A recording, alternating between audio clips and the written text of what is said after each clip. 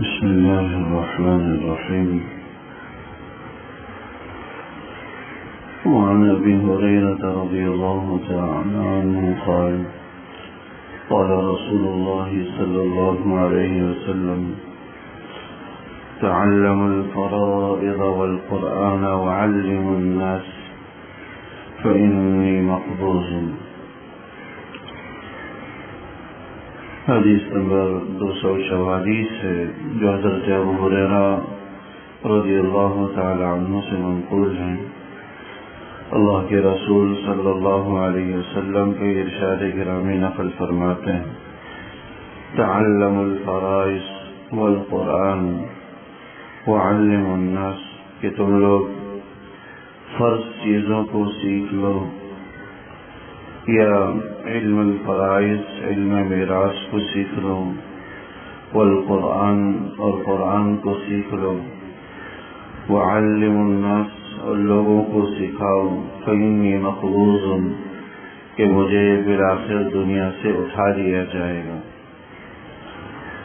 چونکہ یہ عنوان جس کے تحت یہ احادیث مبارکہ چل رہی ہیں کتاب العلم کہلاتا ہے، یعنی اس کے اندر علم، حصول علم، علم کے فضائل، آداب اور اس سے متعلق احادیث مبارکہ چل رہی ہیں۔ تو یہاں حضور نبی اکرم صلی اللہ علیہ وسلم نے دو باتوں کی ہدایت فرمائی۔ نمبر 1، تعلموا الفرائض والقرآن، کہ تم فرض باتوں کو سیکھ لو اور قرآن کریم کا علم حاصل کر لو۔ فرض باتوں سے مراد جو فرض اعمال ہیں، نماز، روزہ، زکوٰۃ، حج۔ نمازیں ہیں، روزہ ہے، روزہ کن لوگوں پر فرض ہے، کن لوگوں پر نہیں۔ اسی طرح زکوٰۃ ہے تو زکوٰۃ کا نصاب کیا، حج ہے تو حج کے لیے استطاعت کتنی ہونی چاہیے، مال انسان کے پاس کتنا ہونا چاہیے۔ والقرآن، اسی طرح قرآن کا علم حاصل کر لو، قرآن سیکھ لو، اس کی تفسیر، آیتوں کا مطلب جان لو۔ فإنی مقبوض، کیونکہ بالآخر مجھے دنیا سے اٹھا لیا جائے گا۔ یعنی حضور نبی اکرم صلی اللہ علیہ وسلم کی ذات گرامی ہی ایسی ہیں کہ جن کی ذات مبارکہ سے ہم ہر طرح کے علوم حاصل کر سکتے۔ فرض کی معلومات، فرائض کی معلومات، فرائض کے حوالے سے آگاہی کہ حضور علیہ السلام ہی دے سکتے۔ ہر وہ عمل فرض کہلاتا ہے جو خود حضور علیہ السلام نے اس کو فرض فرمایا ہو، کہ اللہ جل شانہ نے قرآن کریم میں اس کا حکم دیا ہو۔ قرآن کریم میں کسی چیز کا حکم کا آنا یا احادیث مبارکہ کے اندر کسی کا حکم آنا، کسی عمل کا حکم آنا، کہ حضور علیہ السلام کی ذات گرامی کے ساتھ خاص۔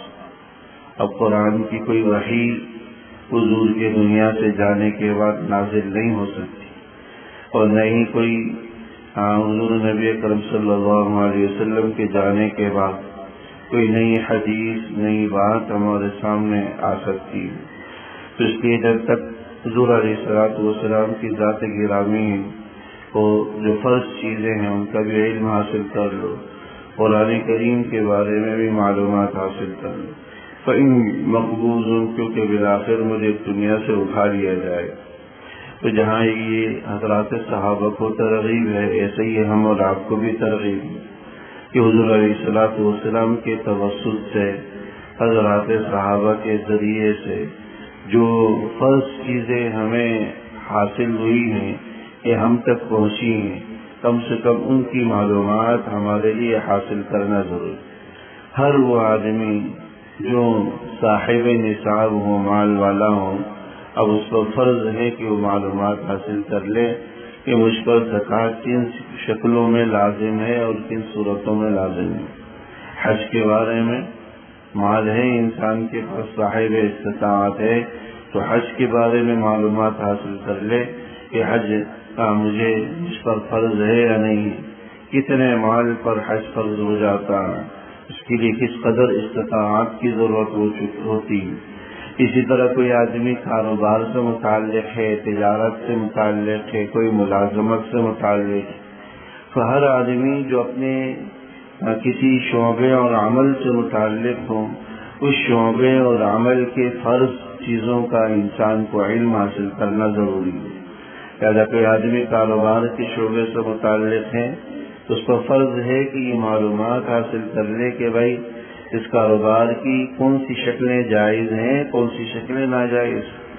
بالخصوص موجودہ زمانے کے اندر کاروبار کی ایسی شکلیں وجود میں آئی ہوئی ہیں، بالخصوص جو ہے وہ نیٹ کے ذریعے یا جو ہے کمپیوٹر کے ذریعے کاروبار کی ایسی شکلیں ہیں جس کا علم انسان کو ہوتا نہیں ہے، اور وہ نفع کی لالچ میں وہاں سرمایہ کاری کر جاتا ہے، لگ جاتا ہے، بعد میں معلوم کرتا ہے تو پتہ چلتا ہے کہ یہ تو کاروبار جائز نہیں تھا، ناجائز تھا۔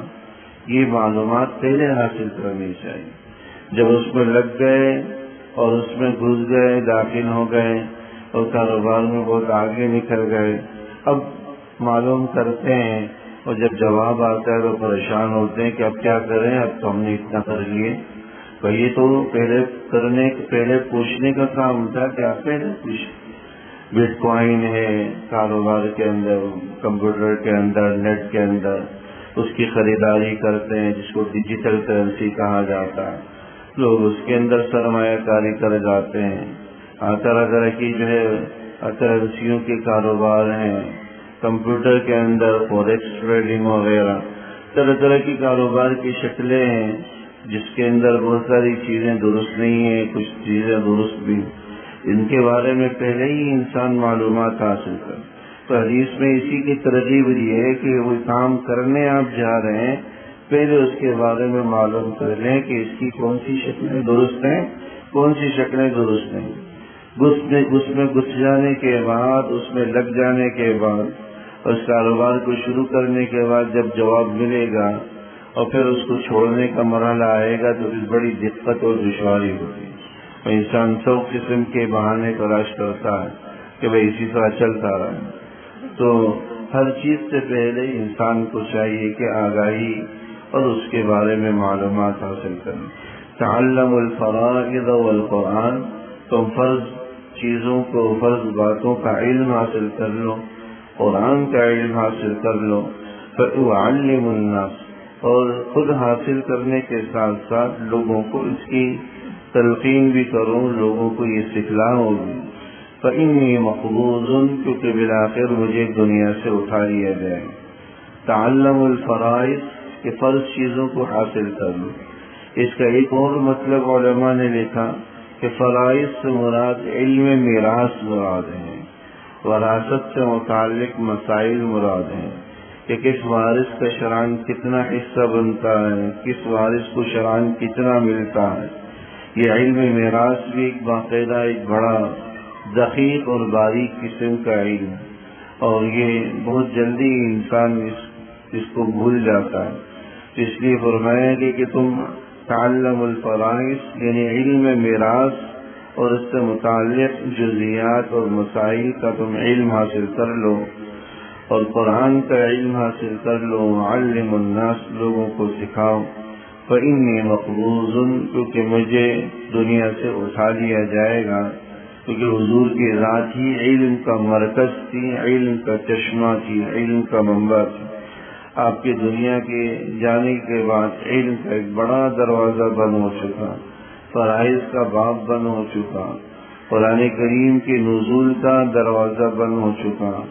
اب حضور کے جانے کے بعد اس کے اندر کوئی نئی آیت نازل نہیں ہو سکتی اور نہ ہی کوئی نیا فرض وجود میں آ سکتا۔